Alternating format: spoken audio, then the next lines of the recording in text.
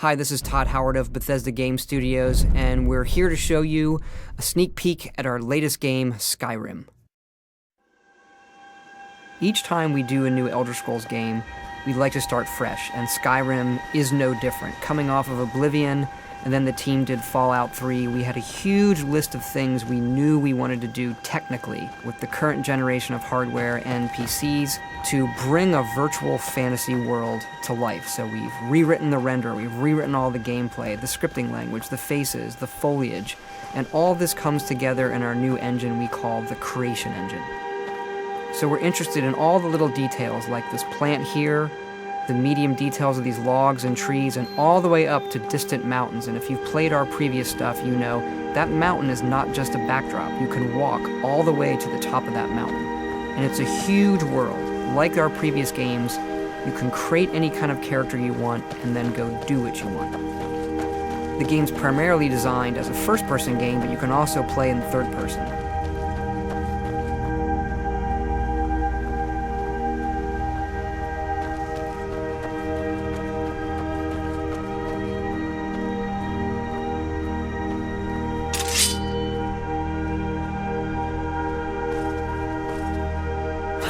Our big motto for Skyrim is, you are who you play.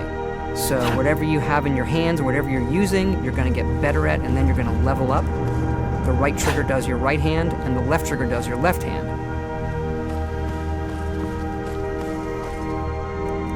And you could put either a weapon or a spell.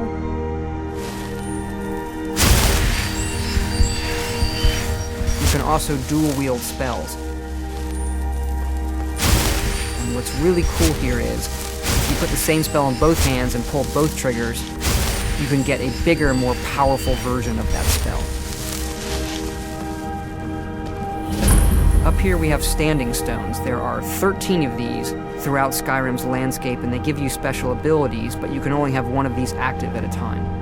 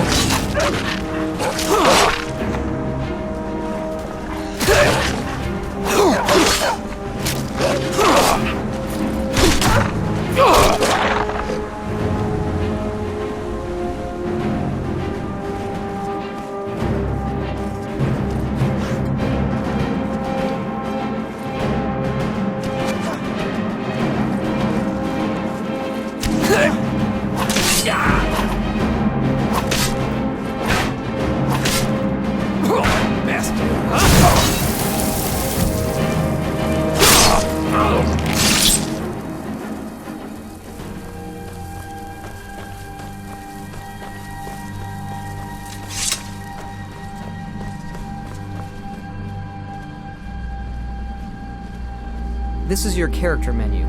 Here you can see all your items, not just what they do stat-wise, but also what they look like. Each of the thousands of objects you can find can be zoomed in, rotated, and looked at in high detail.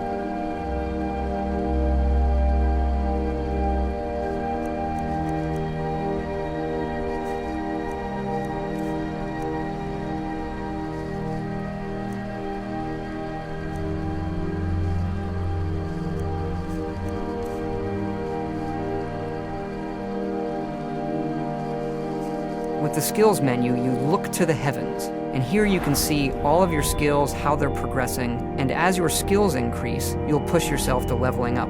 The higher the skill, the more it affects your level progress. And when you level up, you get to pick a perk. Each of these skills has its own perk tree. As you develop your character, it's like the game is drawing this custom constellation for who you are. Lastly, we have the map, and we're just going to pull the camera back here and show you how the level of detail system works in the game. We're just rendering the whole world.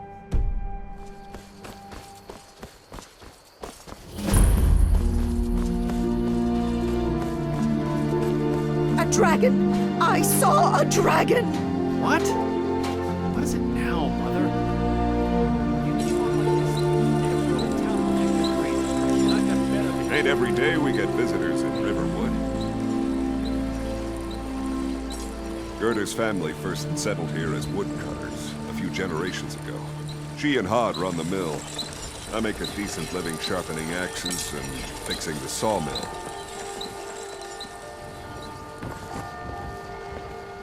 Here for work? Get an axe. Bring me all the wood you can chop.